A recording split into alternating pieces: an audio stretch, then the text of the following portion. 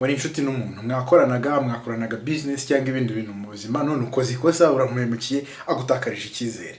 Ni iki wakora kugira ngo yongere kugirira icyizere? Ngicyo tugiye kuganira uyu munsi. Reba iyi video kugera irangiye uri buze kumenya ikintu wakora kugira ngo umuntu wari ugufitiye icyizere mwari muri inshuti igihe mugiranye ibibazo akagutakariza icyizere yongere akugirira icyizere. Ngwaye ikaze kuri YouTube channel yanjye nkuko bisanzwe bizi nge Didier Joye niba ari bwo wagera hano bwa mbere kuri iyi channel yanjye urabizi ko tuganira ku bintu byinshi bitandukanye, business, akazi, ubuzima busanzwe n'ibindi bintu byinshi, donc ibintu byose mu yakora mu buzima gatera imbere ubuzima busanzwe. Uyu munsi rero tugiye kuganira ku kongera kubaka icyizere. Umuntu witwa Fabrice yambajije ikibazo ngo ni gute umuntu mu gihe gutakarije icyizere ashobora kongera kukikugirira. Ikimbaje kuri video nayo nakoze yuko ushobora kubaka amabandi icyizere kuko kugira ngo utere imbere mu buzima abantu bagomba kugira icyizere mugakorana. Yarambajije ati se mu gihe umuntu yatakaje icyizere yatakarijwe icyizere byagenda gute? Mbere ko twinjira muri iyi video y'uyu munsi nakwibutsaga gukora subscribe niba ari ubwa mbere wagera hano.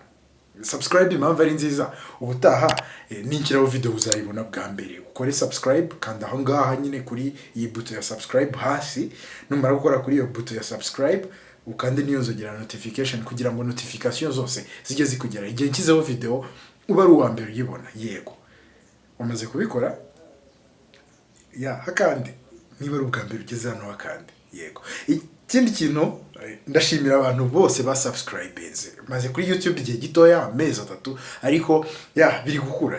Abantu bagenda bakunda video zanjye ntago zirebwa cyane birengeje urugero, ariko abantu mwese muzireba ndabashimiye. Inkunga nagusaba rero ni niba uzireba ukumva ari nziza gerageza ukoreshe yawe, ushobora gusharinga kuri status yawe ya WhatsApp, kuri Facebook, ahantu hose niba ubonye no video ukumva rwose ari nziza kora share. Ikindi kandi mu gihe ibintu wumva ari sawa bivuze ukumva ari byiza ushobora kunyandikira muri comment ko ari byiza ukanama like, ariko niba wumva tutemeranya ku byo ndi kuvuga nabwo ushobora kujya muri comment ukambwira uti ibyo ngibyo kabisa nta hantu bihuriye n'ukuri, nanone ukama dislike. Aho byose biriho ni byiza bituma mbona feedback nkamenya ni iki nshobora guhindura ibyo ndi kuvuga. Nanjye ushobora kunyungura ubwenge ukambwira ko ibintu ndi kuvuga atari byo n'icyo ngicyo.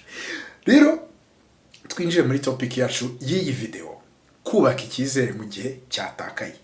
Muri iyi video mvugamo ukuntu umuntu ashobora kubaka icyizere mu bantu. Icyizere nakigereranya muri iyi video yindi nkigereranya na super glue ifatanya imishyikirano abantu bafitanye. Iyo umuntu mufitanye imishyikirano kugira ngo ibeho ni icyizere bisaba. Nanone icyizere kugira ngo cyubake nabigereranyije no gutera ishyamba hasaba imyaka myinshi kugira ngo umuntu atere ishyamba rikure rigira akamaro, ariko kugira ngo ishyamba rishye bisaba akantu gatoya. Mu gihe cy'izuba ishyamba rishobora gutwikwa n'agashirira kamwe k'itabi, umuntu yatambuka yagata hasi byose rigahita rishya. Niba wararebye iyi video warabibonye, niba utaranayirebye ushobora kuyireba ukareba ukuntu ushobora kubaka icyizere mu bantu. None rero tugere kuri cya kibazo nabajijwe, icyizere kiratakaye, urabigenza gute? Umuntu yakubonaga nk'inyangamugayo ari kubona nkaho utari inyangamugayo, urabigenza gute? Ngiki kintu gikomeye. Umuntu iyo umuhemukiye iyo sura yo kumuhemukira niyo atangira kukubonamo, biragoye ko yongera kubona mu isura nziza. None se wabigenza gute? Icyo nicyo tugiye kuganira. Kugira ngo rero wongere kubaka icyizere mu bantu ushobora gukora ibintu bitandatu, nicyo tugiye kuvuganaho, ibintu bitandatu. Akenshi iyo umuntu agutakarije icyizere mushobora kuba mwatonganye mwagiranye ibibazo, wamuhemukiye se nta muntu ugira imico myiza buri gihe, ushobora kuba wahemutse muri relationship. Rero akenshi mwese mugenda murakaye, ari wowe urarakara nawe akarakara. Ikintu cya mbere rero wakora mu gihe ushaka ko umuntu akugarurira icyizere wowe mu mutima wawe ni ukureka uburakari ugatuza, ukareka uburakari byaba kuba waramugiriye inzika mu mutwe wawe bireke bikure mu mutima wawe, utuze wumve ko umubabariye kugira ngo ujye gusaba umuntu imbabazi yongera kugirira icyizere nawe nuko umubabariye. Kandi iyo habaye ikibazo mwembi mushobora kuba mufitemo amakosa, mubabarire rero ureke umujinya, utuze ntugire umujinya, ntugire no kwihimura, kuko kwihimura no kugira inzika impamvu ari bibi ashobora kongera kukugirira icyizere mukongera mugakorana akazi cyangwa muri relation zisanzwe mukongera mukaba inshuti, wowe intego yawe atari iyo kongera kuba inshuti nawe ari ukumwihimuraho. Rero niba ushaka kongera kubaka icyizere n'umuntu mukagirana imishyikirano, reka umujinya. Ikintu cya kabiri rero ni iki, noneho erekana ubushake muri ya relation mwari mufitanye. Hari ikintu mu cyongereza bita commitment. Commitment ni kuba ushaka ko byongera kugenda. Fata iya mbere werekana ubushake ko ushaka ko ibintu byongera kwemera. Reka nguhe urugero, ushobora kuba ufite umukiriya, ufite business, ukaba ufite umukiriya, byarangiza umukiriya akwizeye igihe kinini akaguhereza nk'ikintu cyo kumukorera kandi nawe afite igihe cyihutirwa agomba kugikoresha. Dufata urugero, wenda uri umudozi, udodeye umuntu imyenda igihe kinini, birangije agiye gukora ubukwe. Ku munsi w'ubukwe aje kureba nk'ikoti rye asanga ntabwo warirangije, wenda asanga ntirikoze neza. Uraye ijoro ryose uri kurikora, yari kurireba wenda umunsi ubanza, ajya aryambaye ku munsi w'ubukwe asanga ntirinameze nk'uko yarishakaga. Uri kumva impamvu agomba kugutakariza icyizere? Aragutakariza icyizere kuko nyine imimerere yari arimo ntago afite kukwihanganira, ntago ubukwe babuhindura ntibabusubika. Uri kubyumva? Rero niki wakora igihe bigenze gutyo kugira ngo yongera kugirira icyizere? Erekana, nabivuze, commitment, ugira ubushake bwo kubihindura. Akenshi ntago ari twe duhamagara abantu iyo dufite business, ntago ari akenshi ufata iya mbere yo guhamagara abakiriya, gukeneye aragusanga. Rero bihindure. Niba umukiriya wawe yari afite ubukwe ukaba wamwiciye ubukwe mu buryo bumwe cyangwa ubundi, gerageza ujye kumusura mu rugo. Ni umukiriya ariko rero ujya kumusura umusaba imbabazi, kuko burya kubura umukiriya umwe, sinavuga ko ububuze umukiriya umwe, ububuze ishene y'abakiriya, kuko bavuga ko marketing nziza ari ikozwe n'umukiriya wawe. Umukiriya umwe azana, rero kumubura ni ikibazo. Gerageza ugende umusange, umusabe imbabazi, umusange mu rugo, umusabe imbabazi. Wenda ubutaha azongera aze. Igihe aje rero muri kwa gufata iya mbere, niba umuhaye ibyumweru 2, gerageza mu cyumweru kimwe ube umuhaye ibyo mugomba. Ikintu cya kabiri tucyumvikanyeho, gira ubushake mu gushaka kuba kugirira icyizere. Icya gatatu rero ni iki, kubabarira.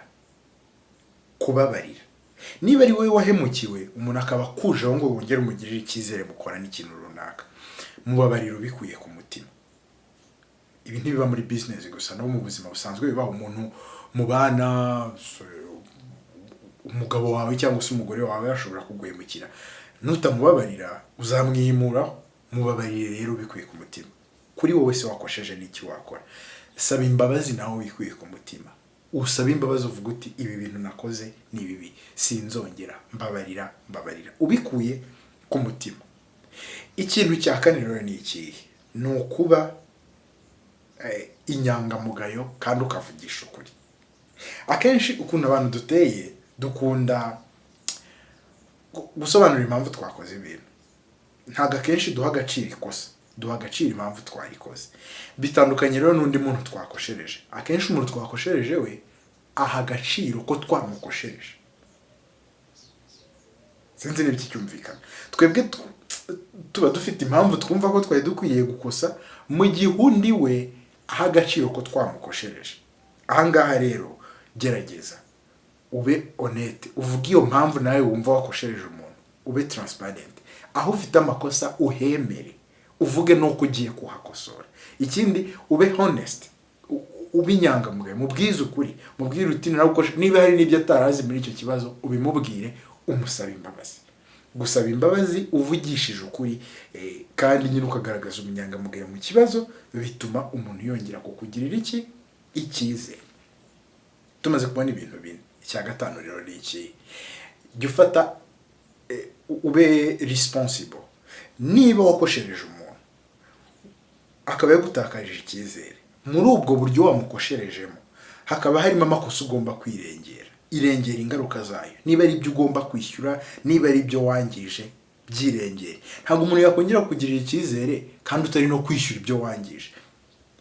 ishyura ibyo wangije. Niba hari ibintu watumye byose bipfa, gerageza gufata ayo makosa uyishyireho. Niko umuntu asaba imbabazi kugira ngo undi amubabarire, nuko aba responsable.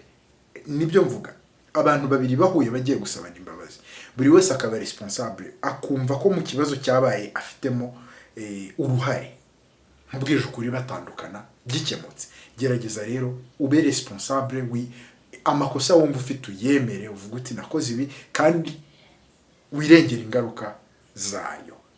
Icya gatandatu rero ari nacyo cya nyuma, ni uguha ibintu igihe. Umuntu ujya umuha igihe. Biragoye ko wakosereza umuntu akibabaye kirakaye ngo kubabarire. Wikwitega rero ko ari buhita amera nk'uko yari ameze kera ngo yongere muhite mu inshuti oya. Gerageza umuha igihe ari gukora bya bindi byose twavuze.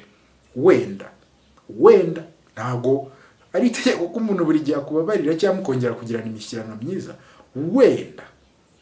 Wenda nyuma azakubabarira yongera kugirira icyizere. Niba ari mu buzima busanzwe mwe muri inshuti, mwongere mu inshuti. Niba ari muri business, yongera umukiriya wawe, mwongere mukore deal. Nibyo ngibyo by'uyu munsi.